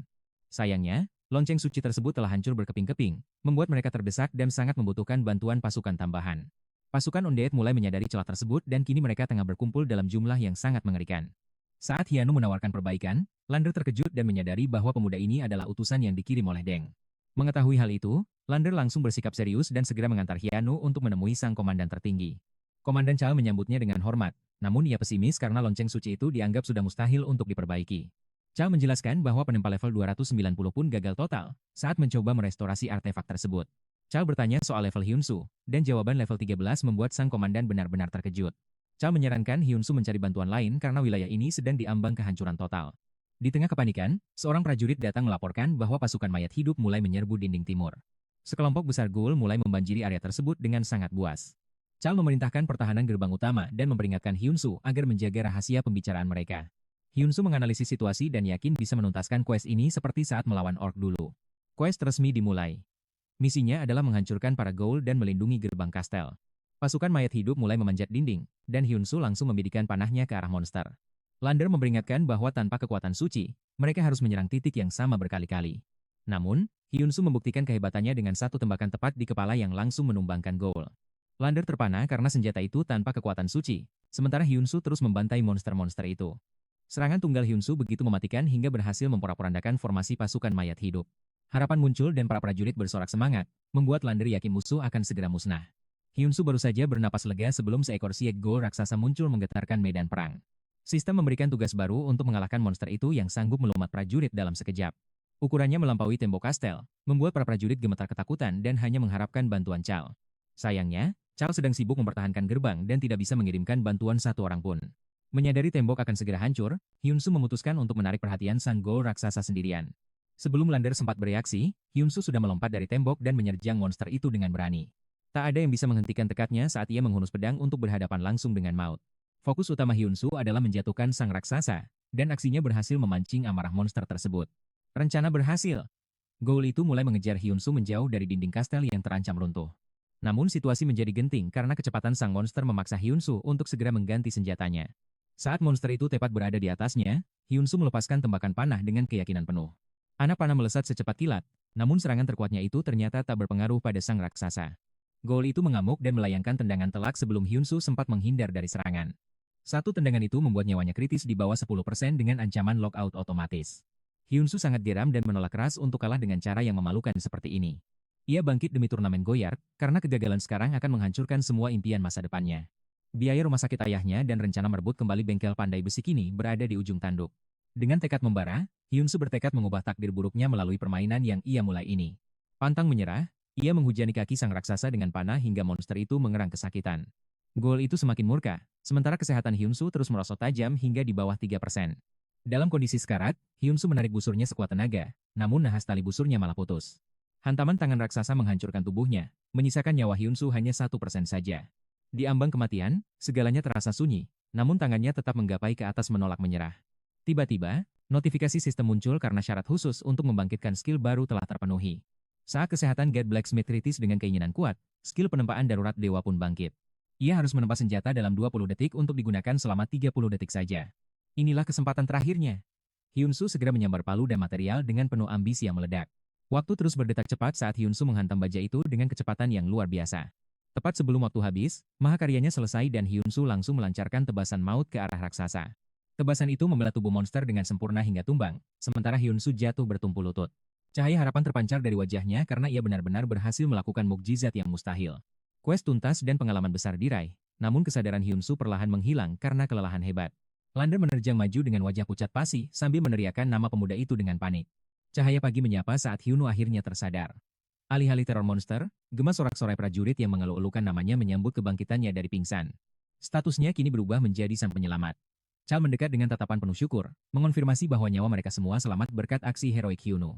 Chao penasaran dengan keajaiban yang terjadi, namun Hyunu bungkam. Mana mungkin mereka percaya bahwa dia menempa senjata berkekuatan suci di tengah kepungan maut. Jangan rendah hati, ucap Chao dengan tulus. Baginya, rasa hormat dan kasih sayang dari para prajurit ini adalah hak mutlak yang pantas didapatkan sang pahlawan. Pada dasarnya, Goal sangat rentan terhadap kekuatan suci. Itulah alasan mengapa pedang empat segel ciptaan Hyunu mampu melenyapkan eksistensi jahat tersebut dengan mudah. Semua ini berkat ujangan berharga dari ayahnya di masa lalu. Hyunu menarik napas lega, bersyukur karena rencana nekatnya membuahkan hasil yang sempurna. Meski menyayangkan skill hebat itu hanya bisa dipakai satu kali, kekecewaan Hyunu sirna saat Chal memberikan kantong berisi 2000 keping emas sebagai imbalan. Seperti biasa, mata Hyunu berbinar melihat tumpukan harta tersebut. Di saat yang sama, Chal menunduk malu dan meminta maaf atas sikap kasarnya selama ini. Seluruh prajurit terpaku saat melihat sang komandan membungkuk rendah di hadapan Hyunu. Dengan gugup, Hyunu segera meminta sang kapten untuk kembali berdiri tegak. Hyunu membalasnya dengan ucapan terima kasih karena telah diakui. Jabat tangan erat antara keduanya bahkan membuat para prajurit yang menyaksikan meneteskan air mata haru. Interaksi emosional ini membuat tingkat afinitas Chal melonjak hingga level maksimal. Dengan nada yang lebih serius, Chal kemudian mengajukan sebuah permohonan resmi kepada Hyunu. Dia memohon agar Hyunu memperbaiki lonceng Ramis. Chal yakin, tangan yang mampu menciptakan pedang suci sehebat itu pasti bisa mengembalikan resonansi lonceng legendaris tersebut. Hyunu sempat menolak karena harus segera menuju kerajaan Goyard. Namun, langkahnya terhenti saat Chal membisikkan rahasia tentang mineral legendaris yang dimiliki oleh Sang Lord. Chal memberikan harapan besar bahwa sang penguasa wilayah mungkin akan memberikan mineral langka itu jika lonceng Ramis bisa kembali berdenting. Ketertarikan Hyunu pun memuncak. Namun saat tiba di lokasi, dia terbelalak melihat lonceng Ramis yang sudah hancur lebur menjadi serpihan, bukan sekadar retak biasa. Chal menatapnya penuh harap layaknya seekor anak anjing yang setia, menantikan jawaban apakah keajaiban perbaikan itu bisa dilakukan oleh Hyunu. Hyunu menjawab dengan ragu, sementara batinnya berkecamuk. Tiba-tiba, seorang wanita muncul dan mencemoohnya, menyatakan bahwa pandai besi level rendah tak akan mungkin bisa memperbaikinya. Wanita dengan aura mengintimidasi itu berdiri tepat di depan Hyunu. Dengan tatapan dingin yang menusuk, dia menyimpulkan bahwa Hyunu hanyalah seorang penipu besar. Sebelumnya, wanita bernama Belle ini adalah ketua tim yang baru saja keluar dari Guild Golden Shield. Rune, sang ketua guild, sampai terperangah melihat pengunduran dirinya. Dengan raut wajah yang tampak sangat lelah, Belle hanya menjawab singkat bahwa dia sudah tidak sanggup lagi melanjutkan tanggung jawab tersebut. Rune terus membujuknya agar bertahan, menjanjikan masa depan yang lebih cerah jika mereka berhasil merekrut pandai besi jenius bernama Hyunu kali ini. Belle meledak dalam amarah. Dia mempertanyakan logika Rune yang berani menawarkan gaji 500 juta setahun kepada pemain yang identitasnya bahkan masih belum jelas. Dia mengingatkan Rune tentang sejarah kelam mereka dengan para pandai besi asing yang hanya membawa lari uang deposit tanpa memberikan hasil apapun. Belle terus merinci daftar kegagalan mereka, termasuk pandai besi yang mendadak menghilang setelah memenangkan undian lotre besar di dunia nyata. Cukup! Bentak Belle. Dia sudah muak harus membereskan semua kekacauan yang dibuat Rune dan menegaskan bahwa keputusannya untuk pergi sudah bersifat final. Rune akhirnya menyerah, namun dia berjanji akan selalu menyediakan posisi terhormat bagi Belle jika suatu saat nanti wanita itu memutuskan untuk kembali. Setibanya di kastel, Belle terpaku melihat desa yang kini hancur menjadi puing. Baginya, tempat ini adalah bukti bahwa para penduduk di sana memiliki jiwa layaknya manusia asli. Belle sangat percaya bahwa hanya dengan memulihkan lonceng Ramis, mereka bisa menghentikan malapetaka yang terus menghancurkan wilayah tersebut. Langkahnya terhenti saat menemukan Hyunu sudah berada di ruang lonceng. Tanpa basa-basi, dia langsung menuduh pemuda itu sebagai seorang penipu yang haus akan ketenaran. Hyunu membalas dengan bingung, namun Belle dengan sombongnya menegaskan bahwa dia adalah pandai besi dengan peringkat yang jauh lebih tinggi darinya. Kapten Chal segera melerai ketegangan tersebut. Dia memperkenalkan Belle sebagai ahli pandai besi tingkat lanjut, dan Hyunu sebagai pahlawan yang telah menumpas gerombolan Goal. Dengan penuh semangat, sang kapten menambahkan bahwa kini Hyunu telah bersedia untuk mencoba memperbaiki lonceng suci yang telah lama hancur itu. Belle tidak percaya pemain level 38 bisa melakukan hal sehebat itu. Dia menuduh Hyunu hanya ingin memanfaatkan situasi genting di kastel demi keuntungan pribadi. Hyunu mulai merasa jengah dengan ocehan sombong wanita itu yang terus saja menyudutkannya sejak awal kedatangan mereka di sana. Dia memilih mengabaikan Belle dan mulai menganalisis fragmen lonceng. Seketika, jendela sistem muncul dan mengonfirmasi bahwa kerusakan artefak suci ini sudah mustahil untuk diperbaiki. Hyunu sampai pada kesimpulan pahit bahwa metode penempaan tradisional memang tidak akan pernah bisa menyatukan kembali kepingan yang telah hancur ini. 2. Hyunu mendadak menghantamkan palunya dengan kekuatan penuh. Belle menjerit ngeri, namun Hyunu dengan tenang berujar bahwa proses pemulihan sebenarnya sangat mungkin dilakukan. Belle meledak dalam kemarahan, mempertanyakan apakah Hyunu tidak mengerti istilah artefak yang mustahil diperbaiki yang tertulis dalam sistem permainan. Tiba-tiba, seorang prajurit menerobos masuk dengan wajah pucat. Kabar buruk datang, pasukan mayat hidup dalam jumlah masif sedang bergerak mengepung kediaman mereka. Muncul sebuah notifikasi sistem global. Hyunu menyadari bahwa ini bukanlah misi biasa, melainkan tanda dimulainya pembaruan besar pada wilayah kastel yang akan segera bertransformasi. Mereka semua tersadar dengan ngeri bahwa wilayah tempat mereka berdiri kini sedang berubah menjadi tanah terkutuk bagi para mayat hidup. Belle mulai putus asa, dan menganggap semua sudah berakhir. Namun, Hyunu dengan tegas membantah dan meyakinkannya bahwa lonceng Ramis adalah satu-satunya kunci penyelamat. Hyunu menatap mata Belle dengan tajam, menanyakan apakah dia bukan orang yang paling ingin melindungi tempat ini dari kehancuran total. Ikuti aku. Seru Hyunu sambil memasukkan serpihan lonceng ke inventarisnya. Dengan penuh ambisi, dia bertekad untuk melindungi tempat ini bersama-sama. Kapten Carl menyerahkan seluruh harapannya pada Hyunu untuk memperbaiki lonceng itu, sementara dia bersumpah akan menahan musuh sekuat tenaga. Serahkan padaku, sahut Hyunu mantap. Sang kapten pun menghunus pedangnya, membakar semangat pasukannya untuk terus bertempur hingga titik darah penghabisan. Dia berseru agar mereka bertahan demi melindungi Kassel. Sementara itu, di dalam bengkel pandai besi, Bel bertanya dengan cemas tentang rencana Hyunu. Hyunu menjelaskan bahwa kekuatan suci tidak lenyap meski serpihannya hancur, yang berarti energi murni itu bersemayam di dalam materialnya sendiri. Dia berencana meleburnya kembali untuk menempa lonceng baru, yakin bahwa bentuk yang sempurna akan melipat gandakan kekuatan suci di dalamnya. Bel takjub karena belum pernah melihat teknik sehebat itu, namun Hyunu berujar bahwa memperbaiki sesuatu tidak selalu membutuhkan sebuah keahlian formal. Proses peleburan pun dimulai, membuat Bel terbelalak heran melihat Hyunu yang nekat melakukan semuanya secara manual di zaman modern ini. Hyunu meminta bantuan Bel karena mustahil melakukannya sendirian. Di sisi lain, sang pengembang panik melihat hitung mundur pembaruan tersisa 1 jam lagi. Dia merata putus asa karena merasa semua pembaruan akan sia-sia. Rekannya pun bingung melihatnya terus mengeluh di hari yang sangat krusial ini. Kim Tae-suk menunjuk ke arah layar monitor. Rekannya menduga ini soal pemain pandai besi itu, namun dia yakin pemain mustahil bisa memperbaikinya. Rekan wanitanya menegaskan bahwa Hyunu bukanlah pemain biasa. Hari penentuan pembaruan wilayah Kassel akhirnya tiba, diiringi pertempuran yang kian mencekam. Carl berteriak memerintahkan pasukannya untuk menghentikan serbuan para mayat hidup. Mereka bertarung habis-habisan hingga napas terasa sesak oleh kelelahan luar biasa. Pasukan itu digempur brutal hingga satu prajurit tumbang, namun Carl segera menebas monster raksasa itu dan langsung memeriksa keadaan anak buahnya. Dia memacu semangat pasukannya untuk terus bertahan demi melindungi Kassel, tanah, tumpah, darah tempat mereka dilahirkan dan dibesarkan selama ini. Di tengah kemelut, pedang sang kapten mulai retak. Dia meratap getir saat senjatanya hancur berkeping-keping tepat ketika monster itu menerjang ke arahnya. Sang kapten terpaku pasrah menghadapi maut. Namun tiba-tiba, sebuah dentuman lonceng yang sangat dahsyat menggelegar hebat membelah seluruh medan pertempuran. Para mayat hidup melolong kesakitan sambil memegangi kepala mereka. Tubuh mereka terbakar api suci dan tumbang seketika saat dentingan misterius itu bergema. Gema lonceng suci itu menyelimuti seluruh wilayah, membuat para prajurit yang bertahan menoleh ke arah sumber suara dengan binar penuh harapan. Kapten Carl bersorak gembira menyadari lonceng Rama telah pulih. Sementara itu, di kantor pengembang, salah satu staf tersedak minumannya karena terkejut. Hyunu berhasil menempa lonceng baru. Di kantor, seorang pengembang berteriak panik mempertanyakan apakah rencana pembaruan mereka benar-benar telah gagal total. Kim Tae-suk menjelaskan bahwa Hyunu sama sekali tidak memejamkan mata sejak hitung mundur pembaruan dimulai 1 minggu yang lalu. Terungkap bahwa 5 hari sebelumnya, Hyunu langsung menuju bengkel Kassel, mengumpulkan para pekerja, dan mulai memimpin proses perbaikan lonceng tersebut. Dia menegaskan bahwa semua harus dilebur kembali guna mengekstraksi murni kekuatan dewa yang terpendam jauh di dalam material dasarnya. Sembari merancang cetak biru, Hyunu mempercayakan manajemen pekerja pada Bel. Setelah itu, Hyunu pun memulai proses penempaan khusus yang sangat rumit. Dia berencana memaksimalkan efektivitas lonceng itu melawan para mayat hidup dengan menyematkan kemampuan yang mampu memberikan daya hancur secara langsung. Semua bekerja keras demi satu tujuan.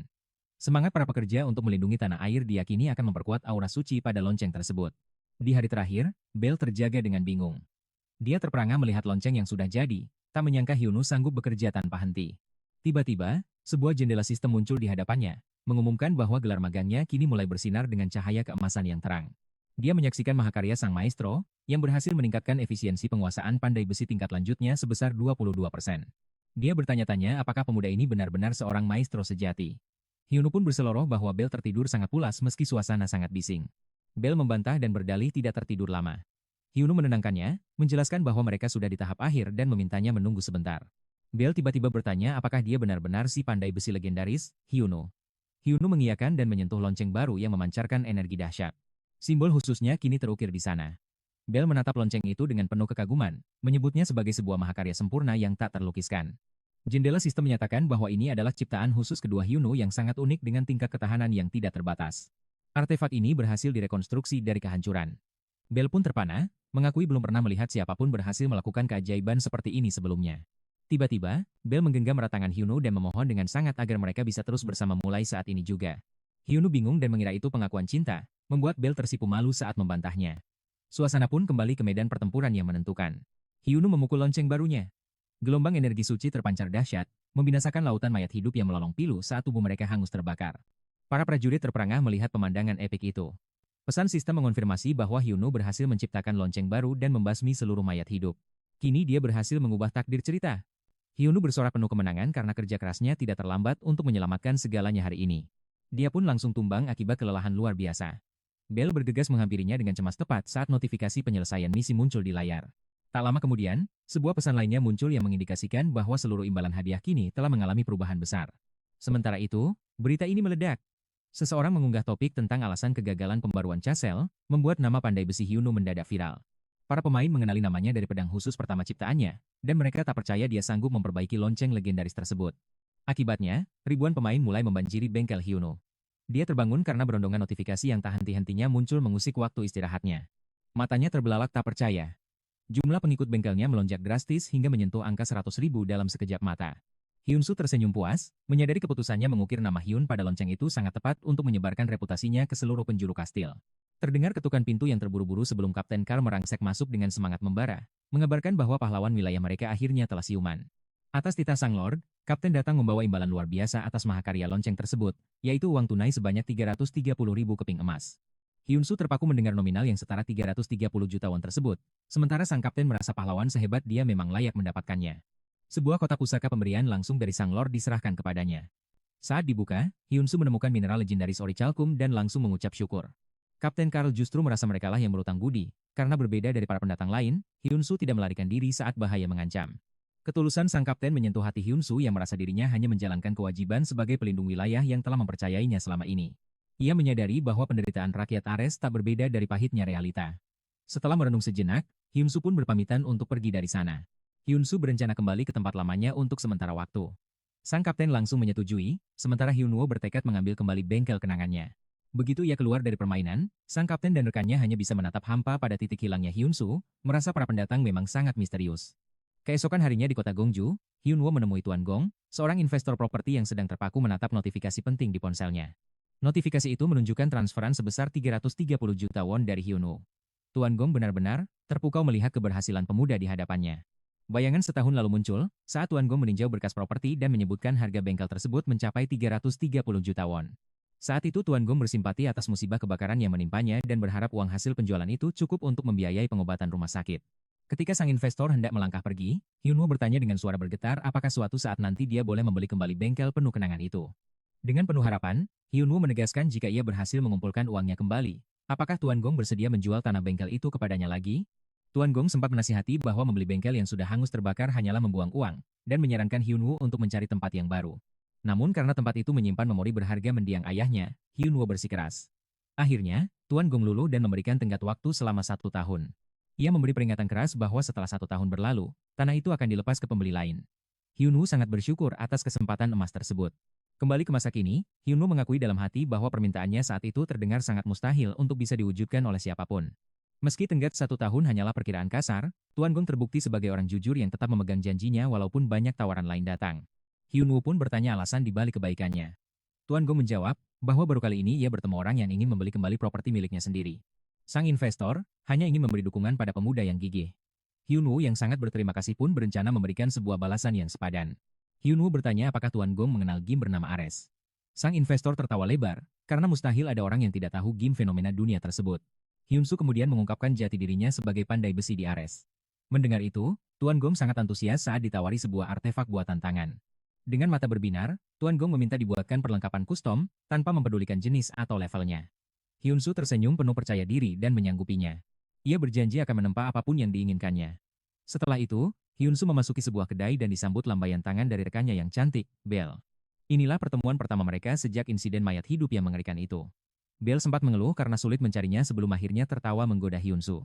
Belle memperkenalkan dirinya sebagai ahli strategi jenius dari Guild Golden Shield, sosok yang telah membangun kejayaan guild tersebut hingga menjadi sangat besar. Sejak pertempuran itu, ia sudah sangat yakin bahwa suatu hari nanti Hyun-soo akan berevolusi menjadi salah satu pemain peringkat teratas di dunia Ares. Tanpa basa-basi lagi, Belle menyatakan bahwa saat Hyun-soo membentuk guild sendiri nanti, ia ingin menjadi anggota pertama yang bergabung di bawah kepemimpinannya. Hyun-soo menyindir ejekan masa lalu saat Belle memanggilnya penipu. Belle segera meminta maaf, beralasan bahwa situasi saat itu memang sangat mudah memicu kesalahpahaman. Sambil tertawa, Hyun-soo mengaku hanya bercanda dan menyatakan bahwa ia juga sangat menantikan kerja sama hebat mereka di masa depan sambil berjabat tangan.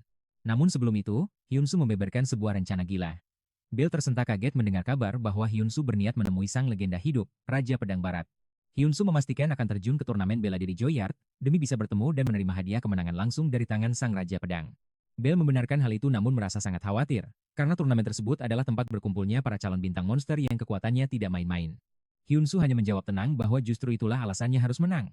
Bell pun heran melihat betapa santainya sang pandai besi ini menghadapi tantangan maut tersebut. Hyunsu menenangkan Bell dan bertekad akan merebut puncak juara dengan menggunakan keahlian uniknya, meninggalkan sang gadis dalam rasa penasaran yang mendalam. Hari penentuan turnamen Joyard pun tiba.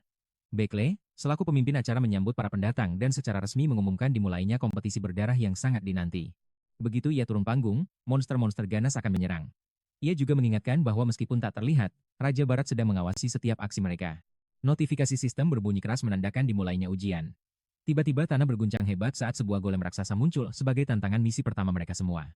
Sistem memerintahkan semua peserta untuk bertahan hidup dari serangan maut dalam batas waktu 1 jam. Para petarung pun melesat maju dengan semangat membara. Ujian pertama telah dimulai.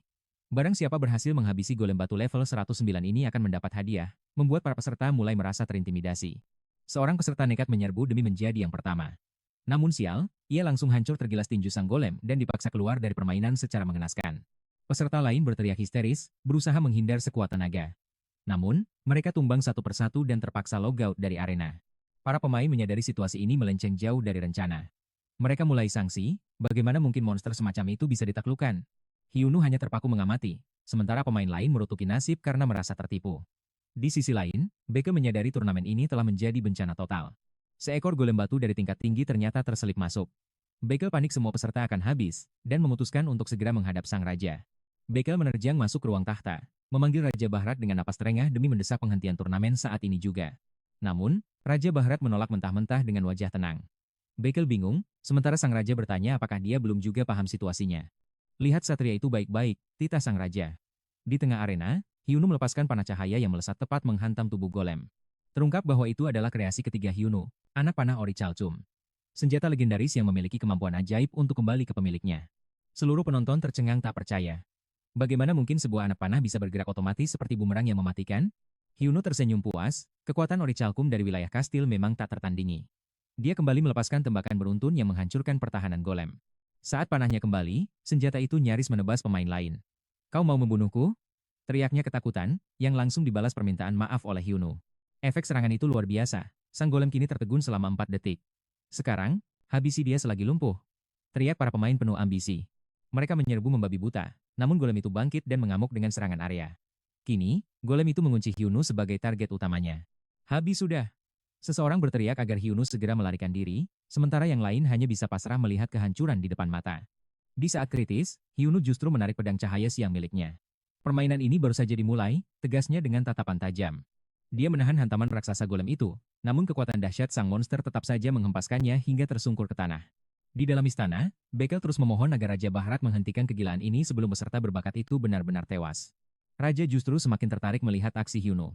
Di arena, meski dalam posisi terjepit, Hyunu kembali mengaktifkan skill pembuatan Dewa Darurat.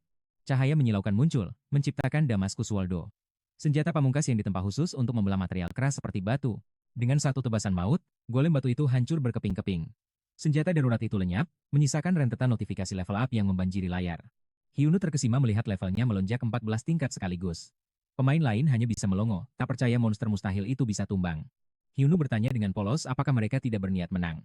Para pemain menjawab dengan kesal bahwa misi aslinya hanyalah untuk bertahan hidup. Mustahil mengalahkan monster dengan perbedaan level sejauh itu. Golem tersebut muncul hanya untuk menguji ketahanan, bukan untuk dihancurkan oleh pemain. Hyunu baru menyadari kekacauan yang ia buat. Namun tiba-tiba, kepalanya terasa sangat berat hingga ia ambruk tak sadarkan diri di arena. Para peserta lain mengerumuninya, heran melihat dia pingsan tanpa logout. Mereka mulai berdiskusi tentang banyaknya senjata unik yang ia gunakan. Awalnya dianggap serba bisa, kini mereka yakin Hyunu adalah seorang master senjata. Siapapun pasti mendambakan koleksi persenjataan sehebat miliknya. Tak lama, Bekel mengumumkan penundaan turnamen akibat kesalahan teknis panitia. Seluruh peserta diperintahkan untuk segera meninggalkan lokasi arena. Kabar tentang pencapaian gila Hyunu pun viral di internet. Ribuan mata menyaksikan siaran langsung saat satria misterius itu tergeletak tak berdaya. Netizen bertanya-tanya tentang identitas aslinya. Saat kamera diperbesar, mereka menemukan ukiran nama Han pada anak panah yang terjatuh di sana. Publik langsung gempar. Mereka mengaitkannya dengan sosok Han, pengrajin legendaris yang menciptakan lonceng abadi di wilayah kastil. Dunia maya meledak. Mereka tak menyangka seorang pandai besi bisa memiliki kekuatan tempur dan perlengkapan kelas dewa seperti itu. Kantor pusat Beholder Company kewalahan menghadapi badai pertanyaan dari para pemain mengenai alasan dibalik penghentian mendadak turnamen tersebut. Staf hanya bisa meminta maaf, dan berdalih bahwa ini adalah kehendak bebas sistem Ares serta masalah internal di dalam kerajaan Gior. Di ruang pengembangan, seorang staf berlari panik mencari ketua tim. Ketua, kita dalam masalah besar sekarang. Lapornya dengan wajah pucat. Sang ketua menganggap penghentian turnamen adalah hal biasa. Namun stafnya berteriak bahwa ada hal yang jauh lebih mengancam dari itu. Raja Bahrat secara mengejutkan memanggil Hyunu ke istana. Sang ketua terperanjat, tak menyangka pertemuan takdir itu terjadi jauh lebih cepat. Hyunu sudah dalam perjalanan menuju ruang audiensi. Sang ketua hanya bisa menghela napas panjang, bersiap untuk lembur semalaman lagi menghadapi ini. User ini benar-benar tidak masuk akal, gumam sang ketua. Setiap tindakan Hyunu selalu berada di luar nalar dan logika sistem mereka. Jika Hyunu berhasil memenuhi permintaan raja, dia akan menguasai teknik pedang legendaris dan menjadi pandai besi terkuat yang pernah ada. Sang ketua menambahkan bahwa jalan itu tidaklah mudah, karena segalanya kini bergantung sepenuhnya pada kehendak bebas Raja Bahrat. Rekannya merasa yakin bahwa Hyunu akan kembali membuat kejutan. Sang ketua hanya bisa berharap ramalan buruk itu tidak menjadi kenyataan. Keesokan harinya, Hyunu dikawal ketat menuju singgasana. Dia berlutut di hadapan Raja Bahrat yang memanggilnya dengan sebutan orang asing. Bahrat menjelaskan bahwa hadiah seharusnya diberikan di depan umum, namun ia meminta pengertian Hyunu karena situasi darurat golem kemarin. Sang raja memuji performa Hyunu yang luar biasa. Seluruh kerajaan kini mengakui kehebatannya sebagai master senjata yang tiada tanding. Saat ditawari hadiah 13.000 koin emas, Hyunu justru memotong ucapan raja. Para penjaga murka melihat kelancangan ksatria itu di depan tahta. Para pengawal murka melihat keangkuhan itu. Beraninya seorang pandai besi bicara saat sang baginda belum selesai. Dengan tenang, Hyunsu memperkenalkan dirinya. Amarah penjaga meledak, mereka siap menyeretnya keluar sekarang juga. Berhenti! Perintah Raja Barat menggelegar. Ternyata, Hyunsu adalah tamu agung yang selama ini dinanti sang raja. Sebagai legenda Aries, Barat menyindir keterlambatan Hyunsu. Perjalanan menuju tahta ini memang penuh dengan rintangan.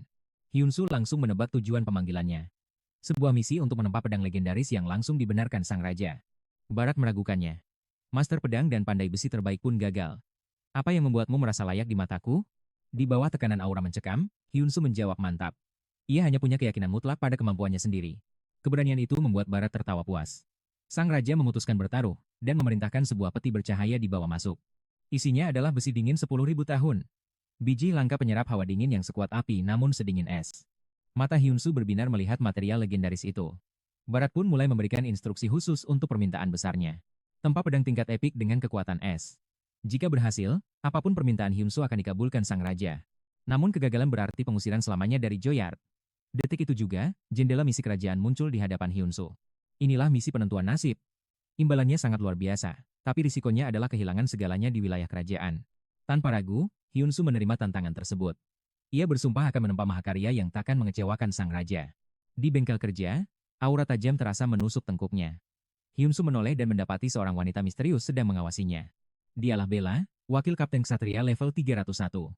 Hyunsu merasa pengawasan ketat ini benar-benar menyesakkan dada. Namun ia sadar akan kecurigaan kerajaan.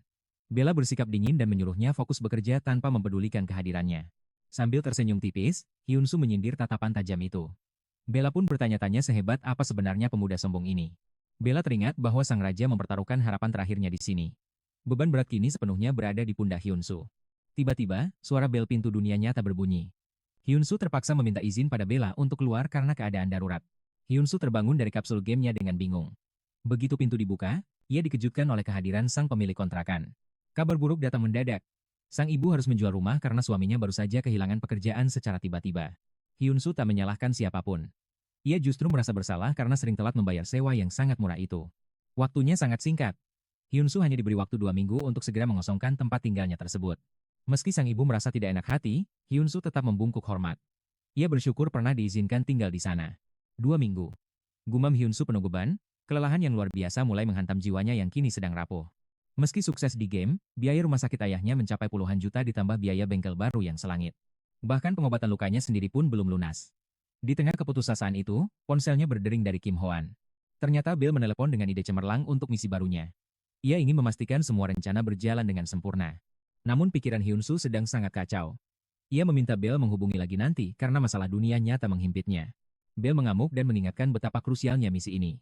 Masalah dunia nyata tidak boleh menghalangi kesuksesan besar mereka. Bill menjelaskan strateginya.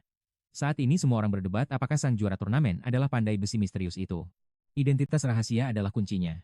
Jika diungkap pada saat yang tepat, dunia Aries pasti akan gempar luar biasa. Barat adalah sosok paling berpengaruh. Bayangkan pedang legendaris bernama Hyunsu berada di genggaman sang legenda tersebut. Nilai Hyunsu akan melonjak ke langit. Penjelasan Bell berhasil membangkitkan kembali semangat juang Hyunsu yang sempat padam. Saat kembali ke game, Bella menyambutnya dengan teriakan marah. Situasi darurat ternyata telah terjadi saat Hyunsu pergi. Kabar mengejutkan datang. Raja Barat dikabarkan telah terjebak di dalam sarang naga yang sangat mematikan. Hyunsu terhenyak menanyakan lokasi pasti sarang itu. Bella semakin tak percaya karena Hyunsu tidak tahu apa-apa soal itu. Setidaknya aku harus terlihat terkejut, kan? Balas Hyunsu. Tak punya banyak waktu, Bella mulai menjelaskan situasinya. Sarang naga adalah wilayah monster api paling berbahaya. Dan Dungeon Ifrit merupakan jantung dari neraka yang membara itu. Tak ada yang pernah kembali hidup-hidup kecuali Raja Barat.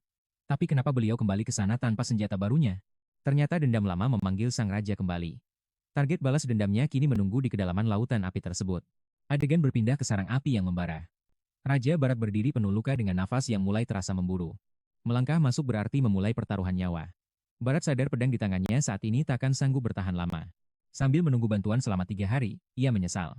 Seharusnya ia menunggu pedang buatan Hyunsu selesai di tempat terlebih dahulu. Ingatan kelam kembali muncul, penuh duka mendalam.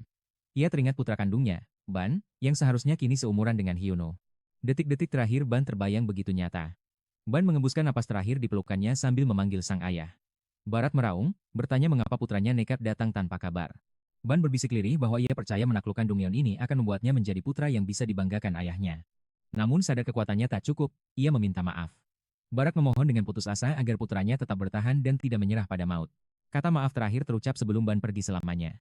Trauma itu terus menghantui Barat, membuatnya sadar seharusnya ia menunggu pedang sakti itu selesai. Namun membiarkan Ifrit lolos adalah hal mustahil. Penantian bertahun-tahun tak boleh sia-sia. Dengan tekad membara, ia melangkah masuk ke gerbang api yang berkobar. Di bengkel kerja, Bella menjelaskan semuanya. Sejak sang pangeran tiada, Raja melakukan segala cara demi memburu Ifrit, namun monster itu selalu berhasil meloloskan diri. Ini adalah kesempatan terakhir sang raja. Meski sulit mempercayai orang asing seperti Hyuno, Bella sadar ada alasan kuat mengapa Raja memilih pemuda ini. Dengan penuh hormat, Bella berlutut sebagai ksatria Joyard dan memohon kepada Hyuno untuk menyelamatkan nyawa rajanya. Tiba-tiba, misi darurat muncul, pedang penyelamat raja. Tujuannya adalah menempa senjata legendaris yang mampu membalikkan keadaan bagi Barat. Hadiahnya adalah kepercayaan penuh Bella, namun kegagalan berarti kematian Barat. Hyuno terdiam, teringat saat ia pun hampir kehilangan segalanya di telan api. Sebuah tanya muncul di benaknya. Jika keluarganya tewas saat itu, mampukah ia bangkit dan melangkah sejauh yang dilakukan Barat? Dengan tekad bulat, Hyuno bersumpah melakukan segalanya. Ia mulai menempa dengan intensitas tinggi, percikan api menyambar saat besi dingin dihantam keras, lalu dicelupkan ke air. Ia ingat api Ifrit sanggup melelehkan senjata tingkat unik sekalipun. Agar bisa menang, senjata baru ini harus melampaui tingkatan tersebut. Fokusnya tertuju pada kekuatan misterius batu beku. Saat konsentrasinya mencapai puncak, sistem memberitahu bahwa pemahamannya tentang besi dingin 10.000 tahun telah berevolusi. Notifikasi lain muncul. Skill jiwa sang pandai besi kini telah bangkit dan aktif sepenuhnya. Hyuno telah menenggelamkan dirinya ke dalam mahakarya ini.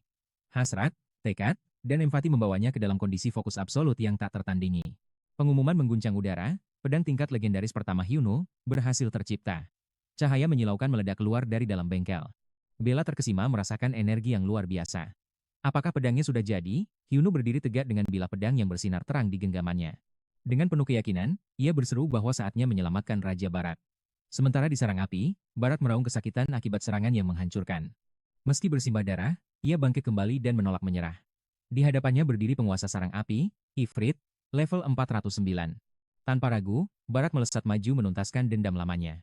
Ia menyelimuti pedangnya dengan aura kuat dan berhasil mendaratkan tebasan telak.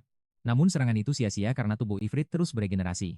Monster itu berbalik dan melancarkan serangan kejutan dari tanah. Beruntung Barat sempat melompat menghindar. Saat ia mencoba menjauh, api Ifrit melahap pedang Barat dan berubah menjadi tornado maut yang melelehkan satu-satunya senjata miliknya. Ifrit menyerang bertubi-tubi, namun Barat masih bisa mengelak. Hal ini membuat Ifrit murka dan melepaskan badai api raksasa yang mengurung Barat di dalamnya. Tak sanggup berdiri, ia mengutuk kelemahannya sendiri. Ifrit mengangkat senjatanya untuk serangan pamungkas, melemparkan tombak api tepat ke arah sang raja. Tiba-tiba, sebuah pedang es raksasa muncul menghalau serangan itu. Hyuno dan Bella tiba tepat waktu. Bella berteriak meminta raja menggunakan pedang baru tersebut. Sang raja meraih bilah bercahaya yang tergeletak di depannya. Seketika, layar sistem memunculkan rincian kekuatan pedang tersebut. Mahakarya Hyuno ini memiliki statistik gila. Ketahanan api plus 343%, dan kekuatan serangan es plus 194%. Belum lagi bonus serangan es pada monster api sebesar 397%. Hyuno berseru agar raja segera mengaktifkan skill Frost Blossom. Barat menggenggam erat pedangnya saat energi beku meluap. Ia memicu Frost Blossom, melepaskan gelombang es dahsyat yang menyapu seluruh medan tempur. Badai es itu menelan kobaran api Ifrit. Sang monster menjerit kesakitan saat hawa dingin yang luar biasa mulai melahap api tubuhnya. Barat menerjang maju untuk menyudahi pertarungan ini dengan satu tebasan maut yang membelah tubuh Ifrit. Sistem mengumumkan bahwa sang bos telah tumbang. Rasa lega menyelimuti Barat, ia mengira semua telah berakhir. Namun mendadak, tubuh Ifrit bersinar merah pekat dan membengkak dengan energi penghancur. Hyunu terperanjat melihat apa yang terjadi. Bella menyadari bahaya besar beberapa monster memang akan meledakkan diri saat mereka menemui ajal. Seketika, seluruh Dungeon dilalap api yang sangat dahsyat. Bella berteriak panik meminta raja lari, namun sang raja justru memerintahkannya untuk mundur. Sebagai perintah raja, ia memilih menerima takdirnya.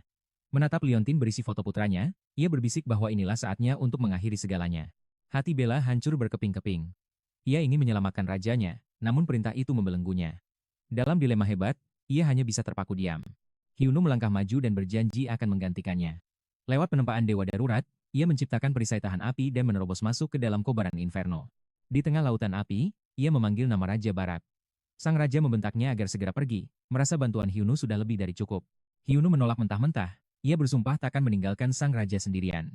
Tatapannya tertuju pada liontin itu, bertanya apakah keputusan raja dipicu oleh sosok di dalamnya. Barat akhirnya mengaku. Rasa bersalah karena kematian putranya membuatnya tak sanggup lagi menanggung aib. Hyunu bertanya, apakah menurutnya sang putra menginginkan hal ini? Barat murka dan mencengkeram kerah baju Hyunu. Berteriak agar ia tidak lancang membicarakan hal sepahit itu. Barat meraung bahwa pedihnya kehilangan anak takkan pernah dimengerti siapapun. Hyunu pun mengakui rasa sakit itu, namun ia juga pernah merasakan jurang keputusasaan. Ayahnya terbaring koma, dan setiap hari ia berdoa demi kesembuhannya. Meski doa itu belum terjawab, ia tetap bersyukur hanya karena sang ayah masih bernapas. Dengan penuh keyakinan, Hyunu berbisik bahwa putranya pasti menginginkan hal yang sama bagi ayahnya. Tangis Barat pecah saat bayangan senyum Ban melintas di benaknya. Ia terus meratap pilu, menyesali segala kebodohan yang telah ia perbuat. Hyunu menegaskan agar Barat terus melangkah dan menjadi sosok ayah yang membanggakan. Akhirnya, dengan tekad bulat, Barat mengangguk setuju. Ia bersumpah takkan menjadi ayah yang memalukan lagi. Di tengah amukan api, Hyunu memapas sang raja keluar menuju keselamatan. Bella berlari histeris penuh kelegaan melihat keselamatan rajanya. Hyunu menenangkannya, namun ia sadar perpisahan harus segera terjadi. Alarm sistem berbunyi, poin nyawanya 0. Sebelum raga virtualnya lenyap, Hyunu memberikan kata-kata terakhir yang menenangkan hati Bella. Bella terkesiap membeku saat Barat terkulai lemas di pelukannya sambil membisikkan bahwa pemuda itulah yang telah menyelamatkannya. Teriakannya membelah sunyi, memohon sang raja tetap sadar. Namun Barat jatuh pingsan dengan senyum tipis, sementara Hyunu terbangun di dunia nyata. Sistem memberikan penalti penurunan level 1 tingkat karena keluar secara paksa. Baiklah teman-teman, itulah akhir dari kisah kali ini. Jika kalian menyukai petualangan ini, tulis komentar lanjut di bawah. Jangan lupa subscribe, nyalakan lonceng, dan berikan like kalian. Terima kasih telah mengikuti perjalanan ini sampai selesai, dan sampai jumpa di video berikutnya.